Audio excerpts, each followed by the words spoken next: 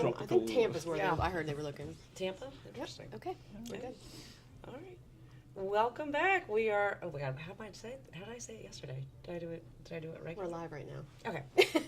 Oh gosh, we're live. we have to behave now. Okay. The outtakes. Yeah. Okay. Well, I'm gonna say what I said yesterday. So, welcome back to Alex and Annie, the Real Women of Vacation Rentals. I'm Alex. And I'm Annie. And we are here live with Dennis from Cassiola, a many-time repeat visitor on our real show. And great to see you. Yeah, thank you for having me.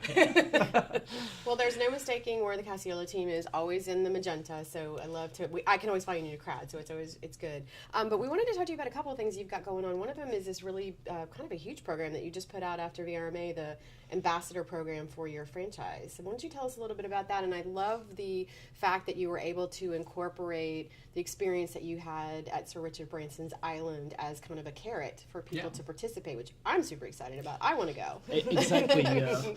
So no, it was really a life-changing experience. And when we were coming up with an ambassador program, yes, we need some kind of a financial stick to motivate people. But what can we offer them that is something that most people never get to experience in their life? What is so unique that you think like, hey, let me join the ambassador program, because it's not something that most people can just do on their own. So that was really a great tie-in with my experience and to make the program really unique. Yeah.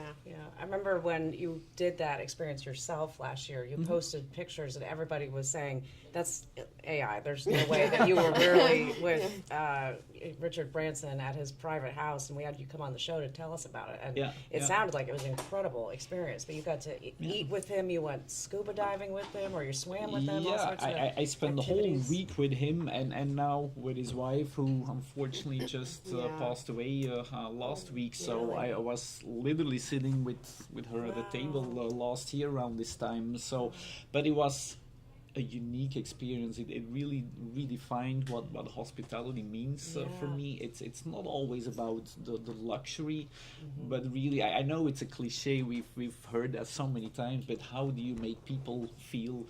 Like Necker Island, you've got celebrities, presidents, billionaires vacationing there, and when I first arrived, I was like, is this it?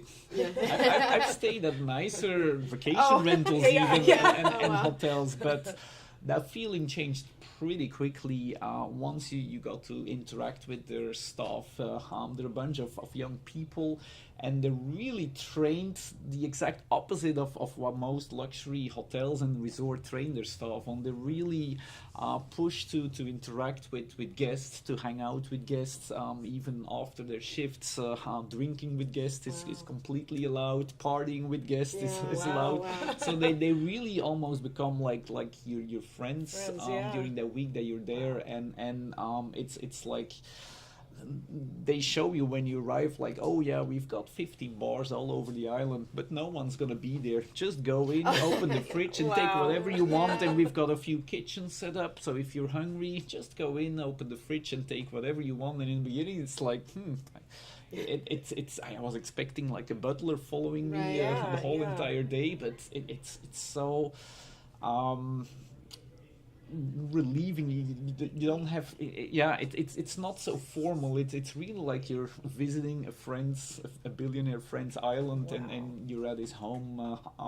Another thing that really stood out to me is there were no locks on any of the guest rooms, which is weird, right? Usually you have to walk around with like a key card or a key, and most people that go there, I assume have jewelry and diamonds with them. I don't, but most other people you left your jewels and diamonds at home, so which is right. But it makes you feel like you're not like home, exactly. Well, and I've got one more question too, because yesterday there was a panel here that I missed, unfortunately, but it sounded like it was a great panel. It was about what is luxury, and it was a pretty heated debate there. I think Neer was on it, and Rachel and Steve Schwab, and just hearing what you're talking about, did it redefine in your mind what luxury is? Because it doesn't sound like it's luxurious, but the level of service exactly got it there. They really want to take all your worries away. So you go there, they ask you when do you arrive, and from the moment that you set foot on the ground, you don't have to think about anything. You don't need your credit card to pay for anything. You don't need a room key. They pick you up at the airport. There's a boat bringing you to the island, and from there on, you don't even have to pick what you're gonna have for dinner. There's like one menu. It's all big communal tables. So you just take what you want together with, like I said, the staff. The staff is eating with the guest, which is also something weird. Can you imagine that the hotel staff is eating at the buffet? Like, but that's really what's going on. The DJ is sitting there, and then at night he's throwing a party, and it was really special. Something I've never experienced, but I took a lot away and tried to implement that in our business too. Yeah, I remember you talking about just being in his presence, or Richard Branson's presence, and that he was never on his phone, that he was just, so he made you were seen and you were heard and you were felt. And I think one of the things that the industry is struggling with a lot is, with AI, there's just so much robotics that's happening behind the scenes that we feel like we might be losing that personal touch. And I think that was a good reminder of like how much that human connection is so desperately needed in the business that we're in. I mean, we can automate as much behind the scenes, but people are still going to crave that interaction with people. Yeah, absolutely. So there were no screens whatsoever on almost the entire island, I would say. So you arrive, but they already know you by name, so they don't need to check you in and look you up on a computer. There's no TVs in any of the guest rooms. That now they do have Wi-Fi, and a lot of people have to work, obviously, also when they're there, when they're running companies. But for Richard Branson, I don't know how many companies he runs, probably around 400 different companies under the Virgin brand. I saw him on his phone once during the whole entire week, and that was probably his wife calling to tell him that lunch was ready. But when you talk to him, he's really present. He's all there. He focuses 100% on you, no distractions, and he listens. He's not what I expected, the guy that would walk in and sucks all the attention out of the room. It's if you didn't know him, you would never guess that he's a billionaire and that he has done everything that he has done. He's so down to earth, and he's always, even at this level, when you talk with him, he's always thinking like, how can I help that person? Who do I know that could benefit from a connection? How can I bring them together, even if I have nothing to benefit from it? And that is really nice to good see. people connector. Yeah, That's really great. Yeah, that's really special. And so with the ambassador program, is just one person per year that will win that trip? Or? No, so what we're trying to do, so Casiola has a very ambitious goal. So we want to be in 100 destinations, have 10,000 homes under management, and generate $500 million in rental revenue each year. So we have very ambitious growth goals, but we also know we're not going to be able to get there alone. We need our industry boots on the friends. ground. We also want to do that through partnerships, not just by us going all over the world, because that's going to be very hard to run an operation from Orlando on the other side of the world. Sure. So we're really looking for industry experts, people that are talking with property managers every single day, that are on the software side or on the service side, that know which property managers maybe need some help or are asking for help, where we could help them scale, grow their business. And that's why we launched the ambassador program to extend basically our network and our sales team to reach other people that we may never reach on our own. Yeah, that's super exciting. And I was reading through it, and it was just so well thought out, and I thought the execution of the program was tremendous. I haven't seen anybody do that, so congratulations on that. Thank you. I wanted to ask you, so how are you able to leverage Necker Island. Like, did you call Richard Branson's office and say like, "Hey, I want to bring some people back," and they were like, "Sure." Like, how did that work out? So he's a billionaire for a reason, right? So he lives there, but he rents out the island. So probably he lives there for free, and he let other people pay for all the services that are there. So you can rent out the island, and there's a few weeks a year that that you can rent individual rooms. So we reached out to my contacts there. And we have a few weeks in September that we can bring in some people. So obviously we're gonna have to pay for it, but it's such a unique experience. So I hope I can share it with as many people. So as exciting! possible. Yeah, I think that was an absolutely like just cherry on the top of what you're trying to do for this program. I think it's really enticing. So very cool. Yeah, very cool. So, and the franchise model and how you grow this. I mean, heart and love has always been at the center of your brand. Yeah. What does that look like from a culture perspective of you get an existing property management company that they want to join Cassiola? How do you get them there from a culture point? Yeah, so that's something very, very important for us. Much more than the money is the culture fit, and are the people that we gonna work with, are they aligned? Do they share the same values, the same mindset? So we do a lot of research there, and we talk to people that have worked with them. We do personality tests. So we spend a lot of time on that, because it's like getting married, right? It's easy to get into an agreement, but unraveling all that later on is a lot harder. So we want to be sure that we're teaming up with the right people, that we share the right vision and the same values. So what does it look like in terms of someone who does decide to join Cassiola with your technology stack? I think that's been a conversation with the various groups as to the way that they handle. Some of them are, everybody goes to the same PMS. Some of them are allowing people to stay. Like, what is your thought on that? Is it, streamline everybody, or let them do what they're doing? Eventually where we want to differentiate ourselves is really building a brand in vacation rentals, which is something I think is still missing a little bit.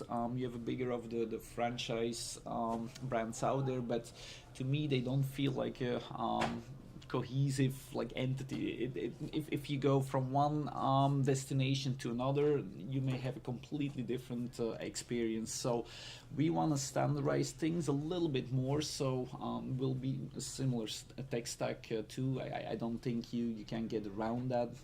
If you want to try to scale, it's also very important that you simplify your business models. So we try to keep our tech stack very limited, make it simple and easy to use, but we also offer a lot of support, so that our partners don't have to worry about a lot of things that they have to worry today in their own business. So we try to take a lot of the things that they're usually not that they don't like doing, or that is very hard away, and we try to have them focus on their owners, their growth, and their properties and guests.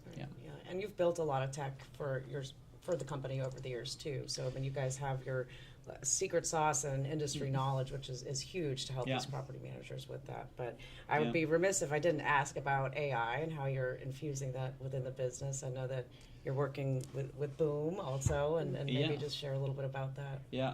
AI, I think on the guest side has been for me mind-blowing what we have seen there. I think we're right now at around 80% fully automation on the guest service side. And a lot of people look at it from a cost savings perspective, and that was initially also a thought, like, hey, what can we do here to make it more efficient? But then I started working with it, and it just blew my mind entirely. Like, AI is not just cheaper, but it's so much better also than our team. Just to give you an example, I set up our first destination myself. I love technology and trying things out, so I always want to be very involved in the beginning. So I had a guest in a building, was staying in Miami in a big high rise, and they asked the team, like, at what floor is the pool located? And our team answered like, hey, thank you for reaching out. Pool is located on the 12th floor. Let me know if there's anything else I can help you with. Have a great day. Something a perfectly fine, acceptable answer. I would probably answer the same if I was doing the job there. But then I saw the AI proposed answer, and it was like, hey, thank you for reaching out. Pool is located on 12th floor, so same thing. But then they also added, like, the pool is open from sunrise to sunset. And if you go to the pool area, don't forget your amenity card, because you need that to open the door to the pool area. And by the way, don't worry about pool towels, because they're available at the bar. And I was thinking, like, oh my God, I would have never. Yeah, it would have taken forever to write that every single time. Exactly, I wouldn't even think about, like, the pool table, because guests didn't ask about it. And to top it all off, that guest was actually from France, so her question was in French. Our team answered in English, and I know Airbnb also does a translation, but the AI did it in, like, perfect French. So that was for me like a pivotal moment, like, hey, this is not just a nice gimmick or nice tool to have this. I mean, if you're not using this today or in the next year, you're gonna be irrelevant as a manager. You're just gonna have to do it. Guest expectations are gonna change. They're gonna expect instant answers in their language on their platform, whether that's Airbnb or WhatsApp or text, whatever it is. And if you're not doing it, you're gonna miss out. You're not gonna be in business very very long, I think. So it's not a matter of, oh, I would like to do it. You just have to. Have you seen a difference in your review scores too? Yeah, absolutely. We've seen now. Sometimes we also get feedback from guests like, "Hey, it feels like AI." So it's very important to keep that balance, because sometimes it keeps going in a loop. Like, "Oh, I will notify the team and get back to you," and then, "Hey, did you already have an update?" "Oh, I will check with the team and get back to you." So we need to get out of that loop. But overall, I think even if you call it's just insane. Most people don't realize that they're talking to an AI system, and if the AI doesn't know the answer, it's just gonna tell the guest, hey, can I please place you on a brief hold. It sends a text or WhatsApp message to whoever is in charge of operation. You answer, and then the AI just continues the conversation. Hey, thank you for holding. This is what you were asking about. So it's really mind-blowing.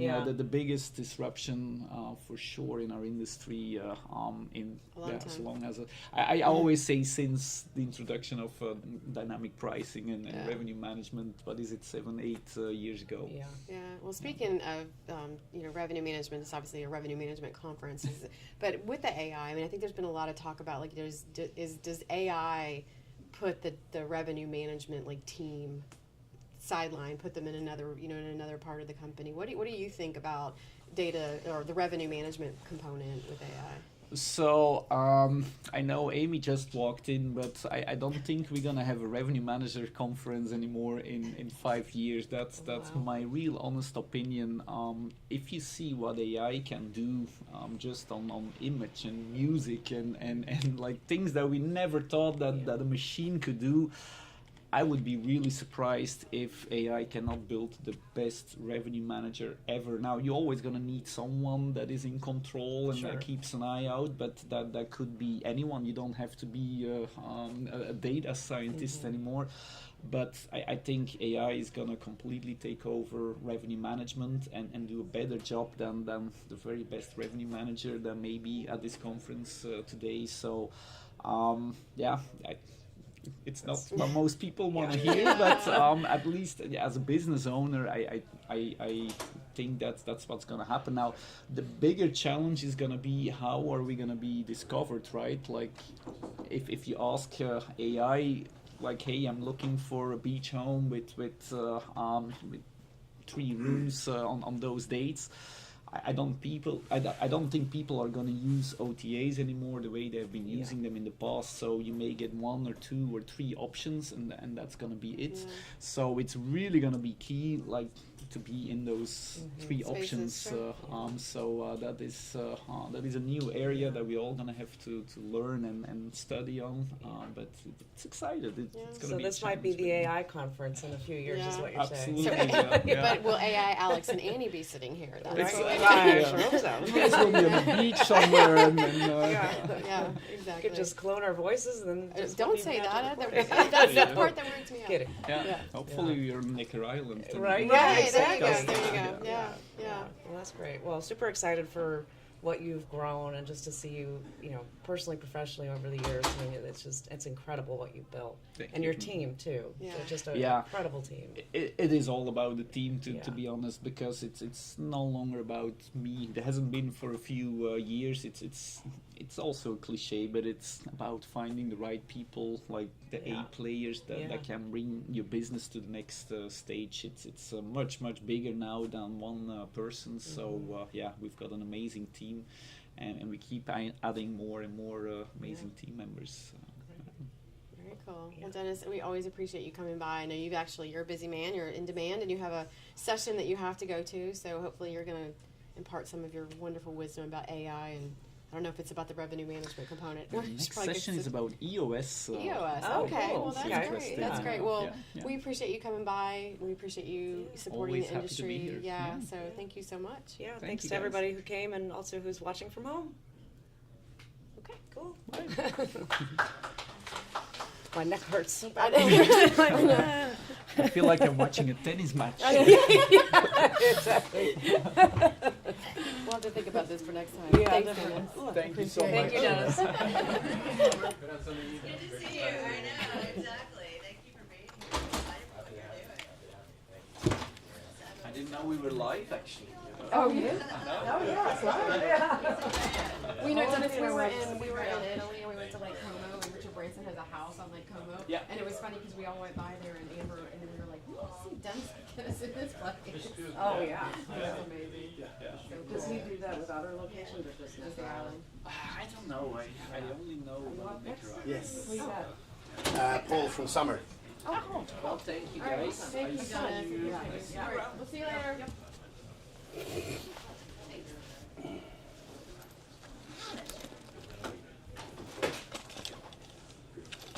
Yeah, you're more than welcome to wear these if you want to. Yeah, it just increases the quality a little bit. A lot, yeah. At the enterprise level, it's like, that's what I tell people all the time, it's like, DARM is for people who have departments. Yeah, Like, and I think that's what people like, that you have, like, they put you have curated conversations that I Yeah. think are, maybe hard to have when you have, someone who's just getting started with one or two in the room. Sounds good. Do you, need anything? Asthma? Huh? Asthma? Yeah. Are you gonna? It's my cold. That's the Know where it problem. is. Are Do you? y'all You need wanna? anything like coffee or drinks? No, we're good. Yeah, Thank fine, you, thank Amy. you. Appreciate it. Do you want me to get you a second breakfast? No. I didn't have, I had more breakfast. I didn't have my first, but at this point I can wait till lunch. Yeah, this is in case you missed breakfast. Yeah. On the second day, that's what Amy does. She looks after her attendants. And the hungover ones. We clipping these? Yes, you can clip them on. Just make sure the blue light stays on. So it's already live. Okay, great. So we can just talk about last night. We Yeah. can talk about. And I'll be editing everything later. Excellent. So like this report. Don't worry about it. I try not to say anything. Everyone's got these AI note takers on calls and everything these days. It's just best to, if you wouldn't want the world knowing, just keep it to yourself, right? You never know.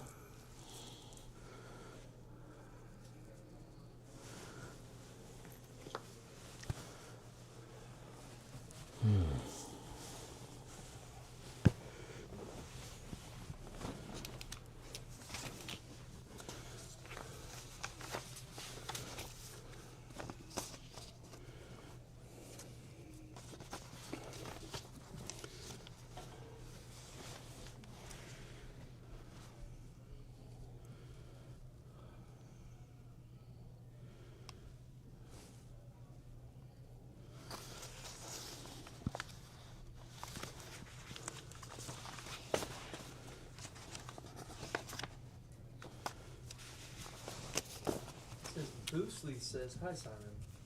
Boostly. He's Mark on the call. Hi, Mark. How are you, buddy? he's my big podcast fan. Okay, cool. Yep. Hey, Jonathan. How are you, man? Good, how are you? Good. At least we have 2 people in the audience. That's already great. What are you talking about, He said Simon? number 1 fan. He's. That's what he just said. Oh, that's nice. Good to see Mark. So, he's my number 1 fan. He's such a good liar. Can you hear that, Mark? And thanks for your comment on the Booking.com podcast yesterday. I appreciate that. He also said, waiting for my invite on the podcast. Did he? Yeah, I'm sure he did. We're gonna do 30 minutes. That's fine. Okay. All right. Let's get started. Welcome back, everyone. Live from DARM 2025 in beautiful Destin, Florida. It's about Swiss temperature outside, but it's great to be here. Unfortunately, just for the people who saw the program, Andrew Kitchell couldn't make it to Destin. He had some other issues to take care of. So today, not just with Paul. Before we get started, Paul, why don't you introduce yourself and to the audience as well? You're probably not as well connected and conference attendance because you're a hard worker, right? Yes, So, I try to keep my head down, but maybe an introduction and also about summer would make a ton of sense. would love that. Thank you all for having me. It's a pleasure to be here. My name's Paul. I'm founder and CEO at Summer.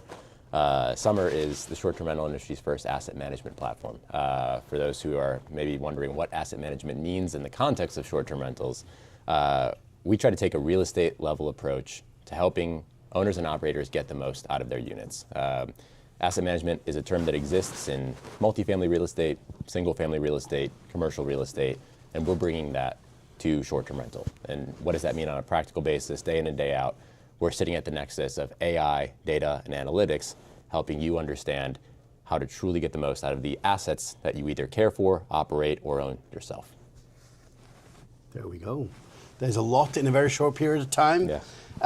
So what we want to dwell on today, as we are entering 2026, we would love to frame the discussion around what's next for PMCs, Yeah. property management companies, and what's happening in the revenue management at large, and the economics around this category. And that's a big topic that we're covering today. We have a few things to talk about. One thing I want to start off with, and obviously being at DARM, Data and Revenue Management Conference, the key topics here mostly is all about obviously revenue data, and can't get around the fact of AI. But you've been in this game. You've also pivoted this summer in the past, and I would love to hear from you. How has like since you came in and since you repositioned the product as well, how has revenue management sort of evolved over the last 12 to 18 months? Yeah, it's an interesting question. I think, for context, folks who are, wondering about how we repositioned ourselves over the years, my background about a decade ago, I was actually building products at Airbnb, left to start Summer, and initially we were owning and operating our own properties as well as building our own software. We realized, like many out there, that it's essentially 2 businesses in one to do both. And we were using our software to help us analyze, diligence, find the right gems in the market, and go out and buy those homes and grow them with great performance. We now focus solely on the software side of that business. So to Simon's point, I think one of the interesting things that's happening in the entire revenue management space is really, folks are getting squeezed out there. It's not a secret right now that it's harder than ever to perform. The competitive dynamics are tighter than ever. There's a lot of pressure in markets with seasonality, with rentals, with restrictions and this and that. And I think it's created a world where data is more important than ever, but that's easy to say. That's very high level. Yes. It's how you're surfacing the data, what context you're giving around the data. And I think we're entering into a far more exciting phase of the evolution where, sort of the 1.0 of a lot of what was going on with revenue management in this space was just focused on rates and dates, right? hey, here's my availability. Here's what other people are saying for pricing. Here's what I should be saying for pricing. Yep. And there's so much more that goes into that now because I think the low-hanging fruit is gone. It's much harder than it looks to do this. And 4 or 5 years ago at the peak of COVID, it was anyone could just buy a place, throw some furniture in there, and these days are cover over. their costs. And these are over. You need to be much more sophisticated with how you're approaching this. And I think our tool tries to help with that. There are a bunch of tools that are trying to help with that and trying to get around that space right now. But I think that's where things are generally heading on the revenue management category. Give me a great segue, Paul, because yesterday I had Pablo from Price Labs and Jamie here on the live Fireside, and we talked about penetration of revenue management solutions. And what was very interesting as a takeaway is that the numbers are far apart. Oh yeah.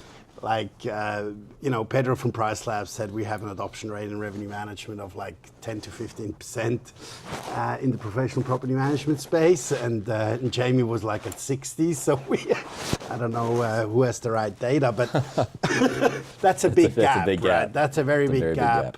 And I guess it depends what you define adoption rate in terms of size of companies, et cetera, et cetera. But even smaller ones obviously use certain pricing solutions as well. And then is it a professional pricing solution, or data solution, or is it something that comes with the PMS or the technology that they're using, obviously? But what are the PM that are either doing revenue management or not getting right today, and what are they missing? And maybe also, what is your view on adoption rate in the professional management space as well? Yeah, I think a lot of the folks out there that I see that are doing very well tend to have I think first and foremost, they have a combination of what I call old school and new school, right? You go out and we're at this conference talking to many folks here who've been in the industry for a long time, and I'm sure you've encountered folks, I've encountered folks who've been in the market for 30, 40, 50 years. They know it like the back of their hand, and that's extremely valuable, right? There's always this conversation between knowing something very well, being on the ground, and also then what's stepping back. If I'm cold on this, if I don't know it, what's the data telling me? What do I not know? How can I put these two things together? And I think that folks that do this very well have that type of approach, right? There are certain things that we can try to surface through data, and we will try and try and try, and AI is helping so much with that, with bringing the right data pieces to the surface at the right moments. But there's nothing to be said for having local market knowledge as well. And I think that's where, when I see the operators that are doing this very well, they're able to combine both of those things. I don't think it's a great recipe if you're going to lean too far one way or another. Some folks that don't look at the data, don't want to know the data. I know this market, I can price it myself, and that's that. You're probably leaving something on the table. I think we can all say that at this point. It's a very polite statement. But on the flip side, I think we get that a lot. It's like, can I just go into this market blind and trust you all? I mean, that's the goal. We want to be as trusted as we can be, helping someone get into the right market, helping someone understand the properties that are in that market, even if you've never been to that market. But I tell everyone all the time, even when we owned and operated, I try to get into the markets physically just to understand them and see them, right? And I think there's, we can get to this later in the conversation, but I think there's a lot you can do with helping people understand a market remotely that a lot of folks aren't doing right now. But I can't tell you the amount of times when we look at buying a property or get into trying to move into a different market, and you're looking at this home and everything looks great, the numbers look fantastic. Oh, this is going to be a great short-term rental, and then you just happen to go on Google Maps and you're looking around the area and you're like, there's a trash dump 2 blocks over. I didn't account for that, and the data wasn't showing me something like that. And that's just, it's anecdotal, but it's an example of some of the things that just come with the local market knowledge as well. So that's the stretch between automation, intuition, and experimentation. Exactly, right? and that's that the perfect continues nexus. to be that, right? Yep, it's a give and take all the time. Yeah. So moving back to the data piece, and I think we have a good take on in relation to revenue management, but also data is a as a competitive advantage as well, right? For sure. And so in terms of types of data will actually move the needle in 2026, you think? I mean, we saw Jamie's presentation this morning. apart from the World Cup, there was not a lot of positive outlook out there. Yeah. And by the way, Mark, England is coming to the World Cup as well. So, but Switzerland is going to beat you. So. Not if the Americans have their way. Come on, Simon. This is finally our golden moment. Are we winning this year?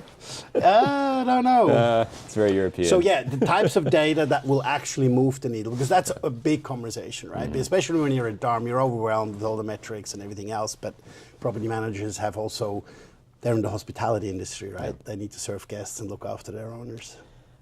This is a very interesting question, and I think this is something, again, I think having a unique vantage point of having owned my own properties, built products at Airbnb, owned my own properties, and managed properties for other people. And I think the biggest difference I saw between owning my own properties and managing them for other people is I was able to think about the challenges that the owners were facing from their chair. And what are those challenges, right? You, as a property manager, need to be thinking about it from their perspective. You own an asset. This is an investment for you. Regardless of whether you use it all the time, never as the owner or operator, this is something you've put your money into, your equity into, you want it to return and perform well. What does that mean? Too many property managers, in my opinion, just focus on what's good for them, right? Like, hey, we made money. We got good returns this month. But what are returns? Returns in any financial metric are compared on your costs and what you put in, right? And a lot of times property managers don't have an understanding of the other side of the coin. They don't know always what the operating costs of the home might be outside of just what they're doing themselves, right? What is the loan structure on the property? Did they take out a mortgage at 8% or did they take it out at 2%?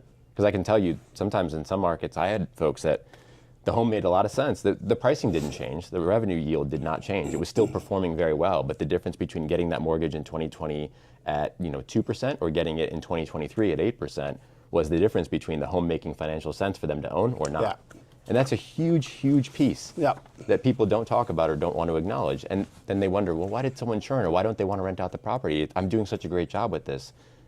The owner, at the end of the day, has to pay the bank, right? Unless they own the property outright themselves. And these are different data points we're not focusing on. No one's touching it. No one thinks about it. And I think a lot of property managers, by virtue of not owning properties themselves or not thinking about it from that perspective, don't ever think about that piece of it. Yeah. And I think there's so many costs that we don't think about that go into good performance at a holistic level. And people just focus on rates and dates.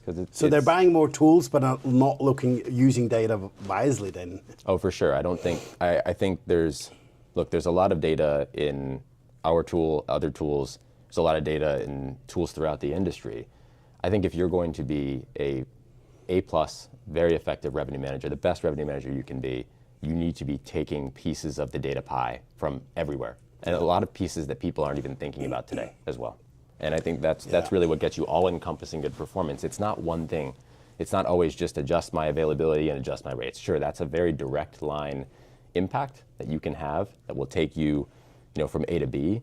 But if you really want to go all the way with it, you need to be refining the margins across many different data points that folks generally don't look at. Yeah, that's great. That's a great point you're raising. I had an interesting panel yesterday with two growing property management companies. When I asked them what they're focusing on 2026 was actually exactly that. Yeah. Like operating costs, understanding cost drivers and everything else, and really focus on margin and profitability. And in the past we didn't have to do that either. No. And now all of a sudden we need to think about our owners, which we haven't thought about that much as the supply is not further growing. But that's exactly it, right? You said it right there. In an environment right now where, and this is natural, by the way, the industry is maturing, like a lot of other real estate industry and real estate asset classes out there right now. As industries mature, the growth rate inherently does not look like this anymore, just like it's happened in single family and multifamily. But as that happens, I think that's where the cream rises to the top, and it becomes more about how can you squeeze the most out of what you already have, because maybe not everyone in this room is going to be growing 20x year over year anymore. That's just those days are long behind us. Yeah. So it's about making sure you keep what you have, do the best job with what you have available, and get the most out of it. And that involves focusing on squeezing out every piece of the cost structure and really understanding that as well. So let's go a little bit further on that, because in terms of data aggregation, that's where we have a missing piece. Like we have very good sort of market data companies as well providing market data. We have good revenue management tools that are disconnected from all the other data points as well.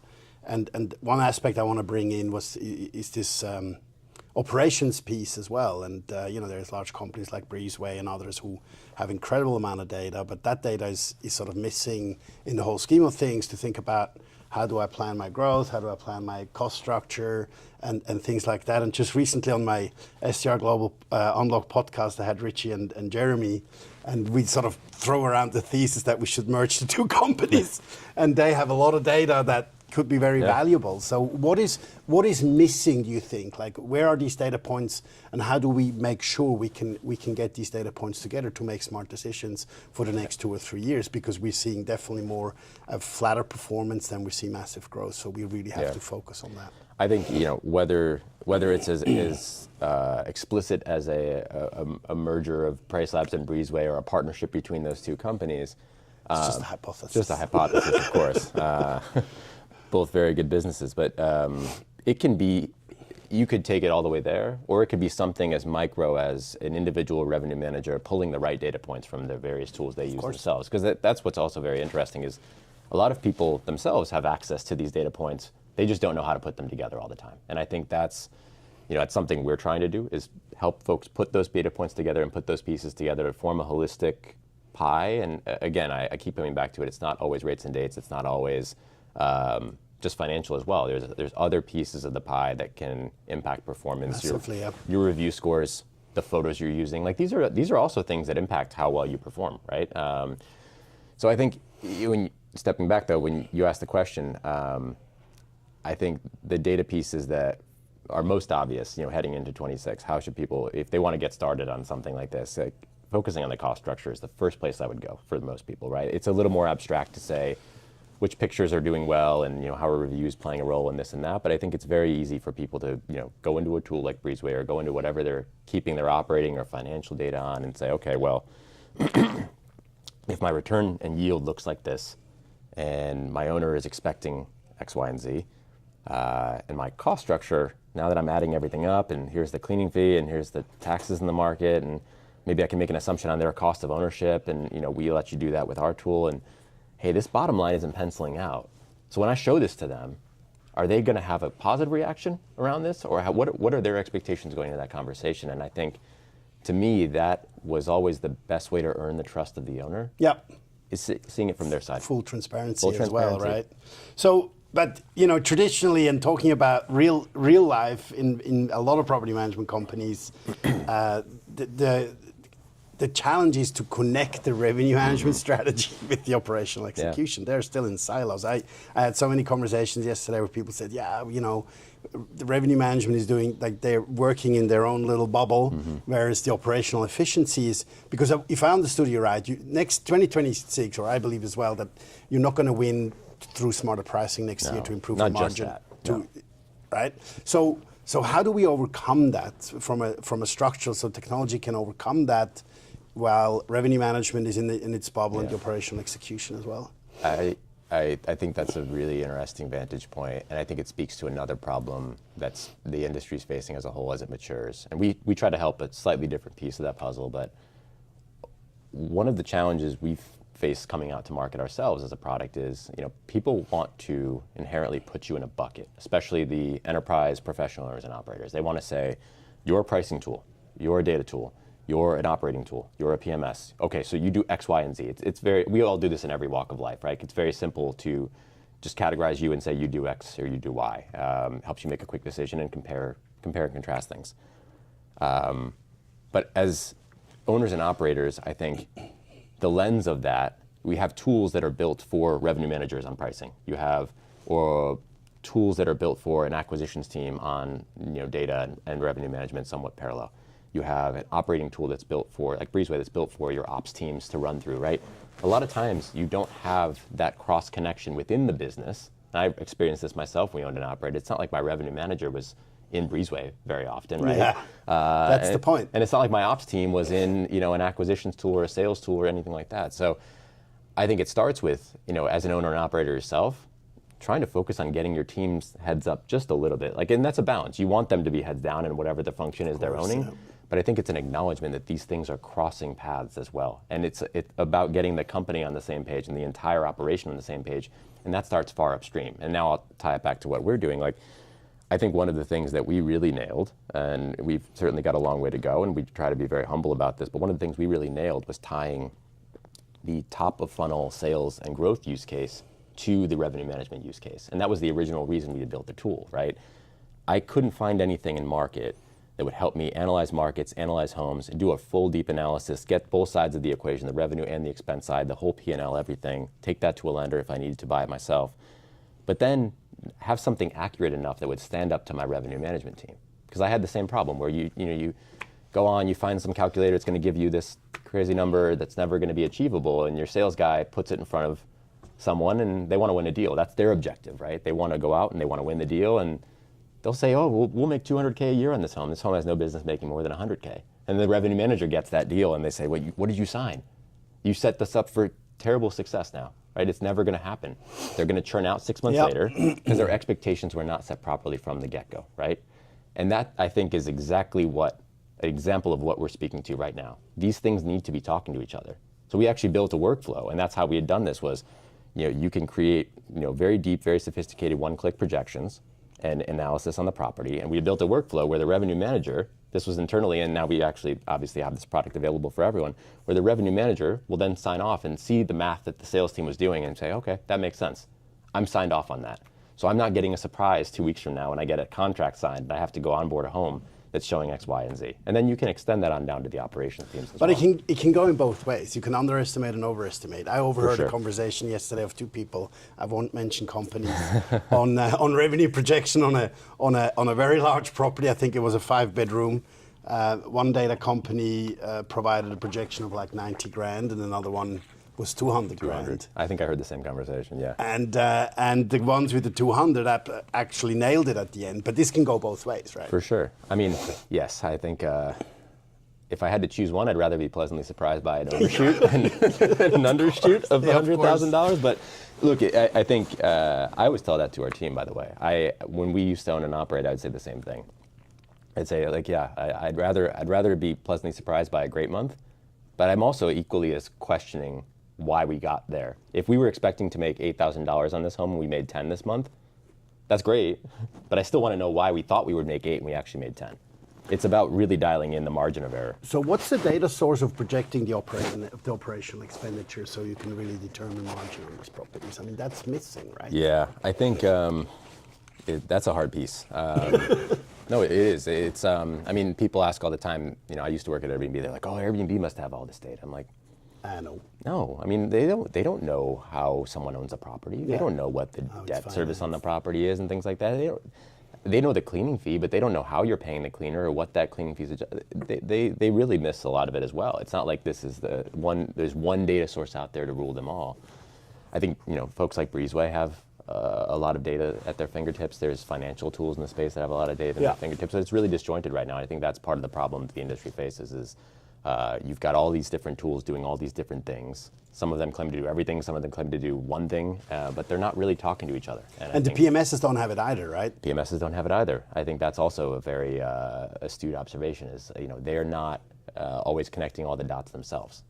So what's the solution technically? I mean, also, let's be totally transparent here, and we heard it too many times also, what is like margin pressure, higher labor costs, everything, and also technology costs has increased significantly. And introducing technology just doesn't mean your margins will improve overnight. We heard some interesting things today from Jamie Lane talking about these review scores, and it's obvious that the professional property managers have lower review scores than in single RBOs for obvious reasons. But technology has shown that some of these gaps have been able to improve, especially on the guest comms side as well. But we are in the data and the cost and the revenue management side in this conversation. So what is the solution at the end of the day? Because PMCs cannot. First of all, you need to break down these silos. So that means if you want to break down these silos, you need to have one source of truth in terms of for you to strategically run your business. And as the pressure continues, that we have macroeconomical, etc., you need to have one source of truth to actually run your business from. And at the moment, that you don't have that source, no, right? You don't. And that's a huge problem, I think. A lot of the, property management software companies, the PMSs, I think a lot of them try to attempt to be that one source, but Build a dashboard. But I think it's got to go one step further than that. And I think, there's a lot of property management software companies, PMSs, that will try to do it all. And they go, I've got a pricing tool, I've got this, I've got that. And that's great. They should try to take the business, whatever direction they feel like makes sense for their business. And I think it speaks to some of this, but it's not like people are leaving Price Labs or Wheelhouse or beyond in droves to move over to a homegrown revenue management tool on, a PMS or someone like that. I think people are generally attuned in our industry to who's doing well, who has cutting edge technology, who builds for my needs and thinks about it the way I need to think about it in whatever category they're building for. But I agree, it's a massive opportunity and a massive pain point right now that there is no one single place for you as an operator to go to understand where things are coming from in different categories. And I think that's certainly an opportunity as we head into 26. Massive. I I think so too. I couldn't agree more, but it needs to be seen how it's going to be put together. And I think a lot of these vertical solutions need to think about, like, what is a revenue management company going to do in the future in using their data more effectively and adding more data to it. And the same goes for data providers. Yep. I mean, we used to look at in the categories sort of in a way separately. We had the data guys, like Lighthouse, AirDNA, and Key Data, and then we have the revenue guys. But so then and this became basically one bucket in 2025, and they will all come out with revenue solutions, data solutions, because revenue managers, they sit on an enormous amount of data too, right? I think they haven't monetized that data apart from the revenue management solution. That's exactly it. I think that was the first step, right? Now I remember when there was much more differentiation between those companies, and now the data and revenue management category, DARM, is effectively it's one grouping now. I don't even personally kind of lump the pricing and revenue management tools separate from the data tools anymore. I think there's so much overlap in what they do. You have a bunch of companies now in that space, whereas before it was kind of divided up. But I think that's the first and easiest melding of two categories. It's not a stretch to say that a tool that has access to a bunch of data and a tool that makes use of that data to get you the right rates and dates can start to look more similar over a time frame. Now, to your point, it's like, what are other categories that start to merge into what I think is becoming an overall trend in the industry around coming together in consolidation, around feature sets, around feature parity, and trying to service that and one need of a customer, which is, I don't want to have to go into 18 different things and pay 18 different providers to get what I need to get. You still need to make some margin, right? Yeah, exactly. So looking ahead, what PMs need to prepare for in 2026? I mean, we talked a lot about these things, but in terms of sort of blind spots, and I think you alluded to some of them already quite a lot, and one angle I really enjoyed that you brought in is understanding the owner and the real information about the owner. We know he's going to be challenging, but owners have different needs, and this is interesting where people. I remember Jason Sprenkle 2 years ago said, if you don't know your owners today, you might as well pack up, right? Sure. And he was right, and that's right. 2 years ago, right? And it took a little bit longer than he predicted, but it's happening, and we've seen the data. Excuse me, supply is not growing, very flat. Yep. We have a lot of regulatory-related churn. So it's clear that we need to go far deeper on understanding our owners, how they're financed. Has he got a 2% mortgage or an 8% mortgage? We used to ask. Not many people do. We used to ask our owners, what do you want to get out of this? That's insane. Besides, you want to make money. Sure, you want to make money. Do you own the property, or have you mortgaged it? And if you mortgaged it, what's your interest rate every month? What are your mortgage payments? If they're willing to share that, I think that's extremely valuable. If they were viewing this as a pure investment, no pleasure whatsoever. Property tax. Well, why not? Electricity costs, you need heating. to understand that, because in my mind, okay, well now he's got a cost out every month of $4,000. So I've got my floor. If this is going to make sense, it's got to be more than that. What's surprising too, by the way? I talked about that yesterday. It was amazing that there's still so many PMs out there, especially in the US, who do minimum pricing. It's like, this is a killer, man. Yeah. And they're all shifting now. Yeah. They want more flexibility. Of course. Right? It's. So is there any other blind spot you could think about for 2026 that property managers should focus on? I think besides knowing their owners and really getting detailed on that bottom line structure, I think I also think about it from the perspective of a lot of the folks that are here in the audience and are around leading these businesses. I was talking to someone last night about the challenges of making sure your sales team and your revenue management team are on the same page, or your revenue management team and your operations team are on the same page. And I think that's generally something that I think a lot of operators are going to have to deal with as we get more margin pressure and the industry matures. And as the industry matures, it presents an opportunity for very sophisticated and professional operators to step in and really own and grab market share. And I think that's coming whether people like it or not. It doesn't mean that you need scale to do that. It doesn't mean you need to be a national operator to do that. Some of those folks might not even be well equipped to do that if they also don't have that local presence that we talked about earlier. So it ties back to that as well. You can be a great local operator and really nail it by knowing what you need to do. But I think it comes down to bringing together those different functions in your business to talk about holistic success. And at the end of the day, that's getting the most out of the unit for your owners and operators yourself. So as an owner of a business, one of those businesses in the past, that's something I always harped on, and I think that's where we have to go in 26. People need to be bringing those pieces to the table together. Super valuable. Being mindful of time and having to run to the next session already. I have to run. I'm really sorry. Let's close this with a little fun. And I have 3 questions for you. Okay. First one, the most overrated buzzword of 2025. Oh, I mean, probably I hate saying it because I do think it's real, the hype, but I have to say AI. Everyone talks about AI, right? Like it's blockchain 10 years ago or whatever. It's the new buzzword of the year. But I'll go one level deeper quickly. I think AI is miscategorized and misused a lot. People just throw out AI. But I wouldn't call it overrated, right? I wouldn't call it overrated. It's coming. If anybody has seen the closing keynote yesterday of Zach Cass, that hit me up last night. I mean, that's insane. He tried to frame the finish quite well. But, during his keynote, the first 10 minutes, I was just about to go out and jump off the bridge. And then I decided to actually stay in the room. And then I'm glad I stayed, but he came a long way. So that was absolutely insane. One industry belief you've changed your mind about. So something you believe that you've changed your mind about? The value of local market knowledge. I think as a guy who tried to buy a bunch of homes throughout the country and run a distributed portfolio, I'll throw that back to the local operators that are listening and in the audience. I think there's a lot of value that comes to the table that a lot of the national guys dismiss, for sure. A prediction that you want to put on record for 2026? Industry consolidation. Owning, operating, software, everything. I think, we see it here. There's a lot of conversations on the operating side. It's no secret that there's a bunch of private equity money in the operating side of this category, buying up property managers, rolling them together in different sort of structures that are very creative, and I'm very curious to see where it goes, but I think that's definitely the theme of 26. The verdict is not out yet, Paul. No, not at all, but I think we'll see more in 26 for sure. Consolidation.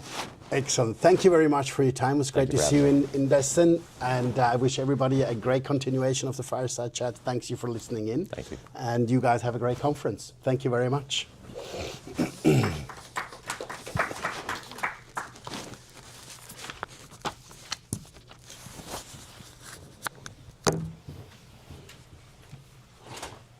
See you, Mark.